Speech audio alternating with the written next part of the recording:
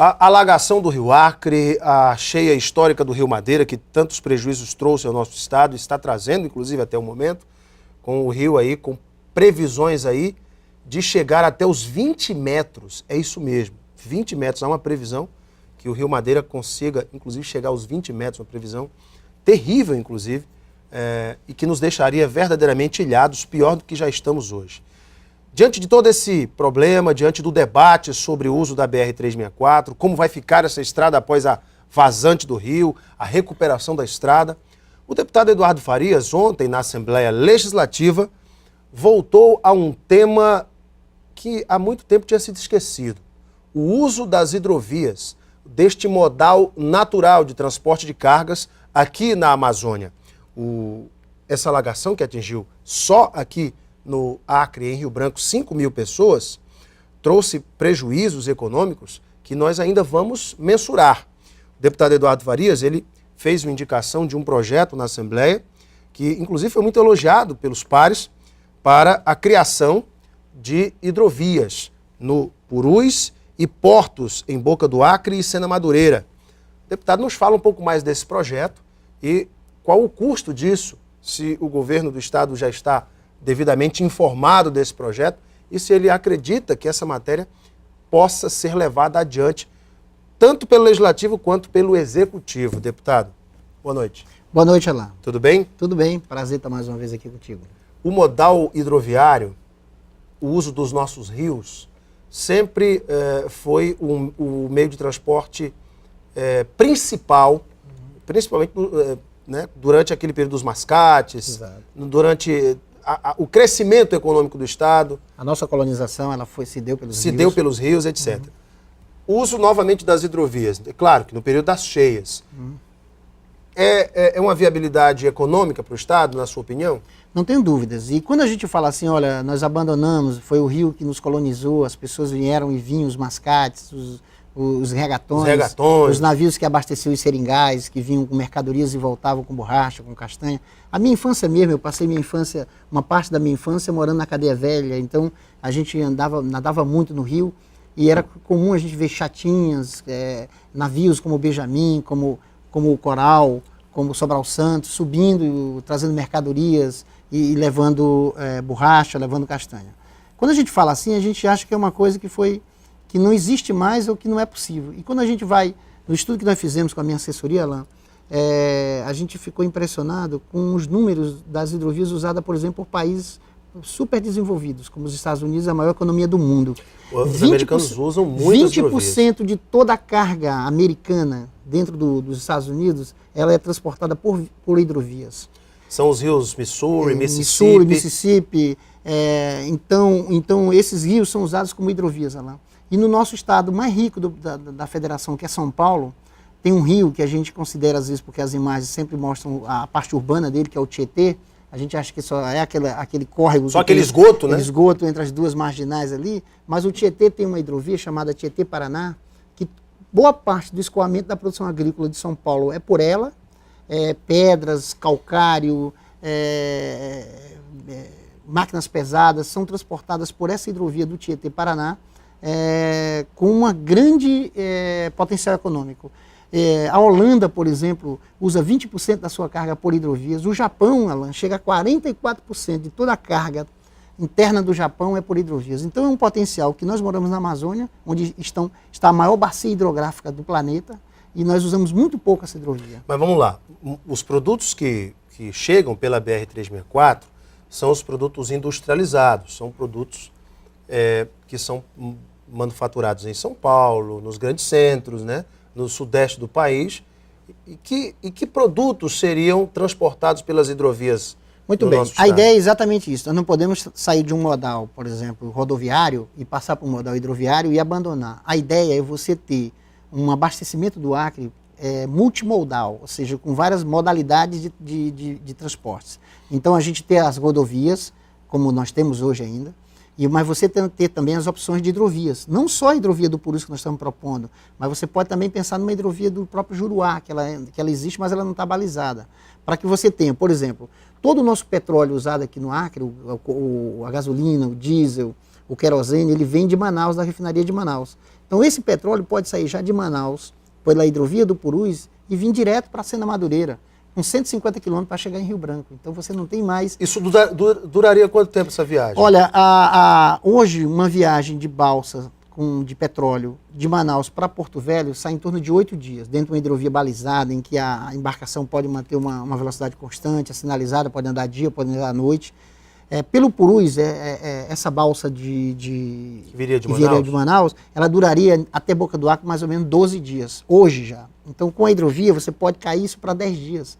Ou seja, com o planejamento, em 10 dias você teria esse abastecimento em Boca do Acre ou em Sena Madureira, talvez mais um dia. E as balsas trariam muito mais combustível do que os caminhões? Muito mais combustível do que o caminhão. Há um custo muito mais baixo. Para você ter uma ideia, a tonelagem por quilômetro calculada em torno de dólares sairia 5 vezes mais barato por hidrovias do que por rodovias. Então, peraí, a ideia que o senhor está propondo poderia baratear o custo dos combustíveis no Acre? Eu não diria dos combustíveis, porque eu não sei qual é a composição do preço do combustível, mas de certeza, com absoluta certeza, o frete cai 5 vezes mais.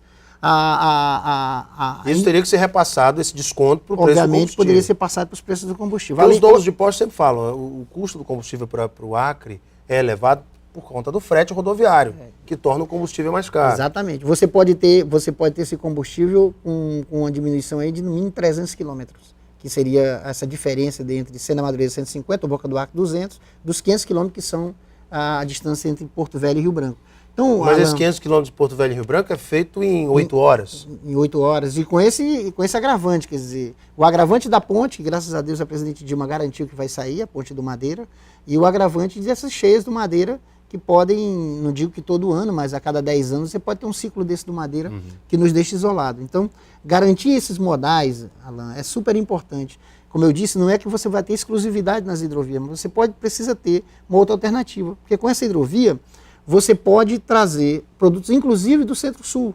Por exemplo, do Porto de Santos, você pode trazer qualquer mercadoria para o Porto de Manaus, e de Manaus, na navegação de cabotagem, e de Manaus você vir pela hidrovia do Purus até Rio Branco, até Sena Madureira, ou até Boca do Acre. Então, é uma possibilidade de custo mais baixo, de impacto ambiental super baixo, e de uma construção muito mais barata do que construir uma rodovia. Outra coisa que eu quero dizer, Alan, é que nesse estudo que nós fizemos, nós entramos em contato com um deputado adjunto Afonso, que é um deputado do Amazonas, que também vem debatendo isso lá no Amazonas. E o Amazonas tem interesse nisso, porque a Zona Franca de Manaus, você sabe, ela é uma exportadora de produtos manufaturados, mas importa muitos componentes. Esses componentes chegam à Zona Franca de Manaus, por exemplo, os que vêm da Ásia ou costa leste americana, via Canal do Panamá e Porto de Santos. Então você poderia muito bem ter isso pelos portos do Peru e através da rodovia do Pacífico entrar na hidrovia do Purus. Então você tem menos tempo de transporte e um transporte também barato, porque uma boa parte dele vai se dar pela hidrovia do Purus. Então o senhor já estudou tanto a vinda quanto a volta. Quanto a volta. A vinda com combustíveis e a volta das embarcações com esses insumos. Com esses insumos, você pode ter isso, e não só teria o nosso que fazer produto, todo um projeto de logística com o Peru, claro. Das empresas da Zona Franca de Manaus, contratando também esse modal para que a coisa desse certo, a ida e a volta.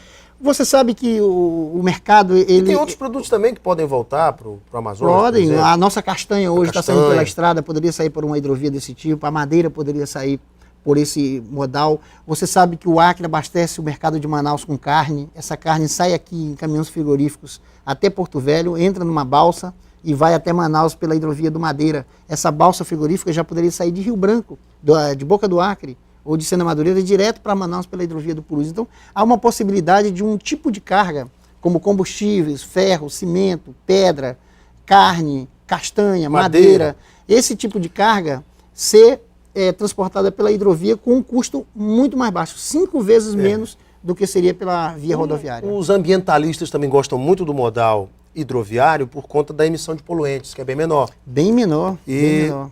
Só para ter uma ideia, um caminhão gasta em termos de quilômetro por levar pelas rodovias, as rodovias, algo em torno de 96 litros de combustível. Uma hidrovia, 5 litros. Então veja a diferença de emissão de poluentes na atmosfera quando se usa a hidrovia. Quando o senhor fala de Boca do Acre, há 2 aspectos a se considerar. Primeiro, a reforma da estrada do trecho que começa no Amazonas até Boca do Acre, na divisa dos estados até Boca do Acre, que está muito ruim. até o próprio trecho aqui do Acre também, com as chuvas, ficaram bastante prejudicados, e a construção de um porto que possa realmente ser utilizado para grandes embarcações. Quanto custaria isso, deputado? O senhor também já levantou? Olha, a gente levantou por cima também. O custo da hidrovia, em comparação com as rodovias, por exemplo, rodovias, você tem um custo de quilômetro construído, algo em torno de 450, 500 mil dólares. Por quilômetro? Em torno de 1 milhão e pouco por quilômetro, e se tratar de reais. Mas a gente calculou em dólares porque fica mais fácil de você trabalhar. Uma hidrovia, olha, uma estrada sairia em torno de 450, 500 mil dólares o quilômetro.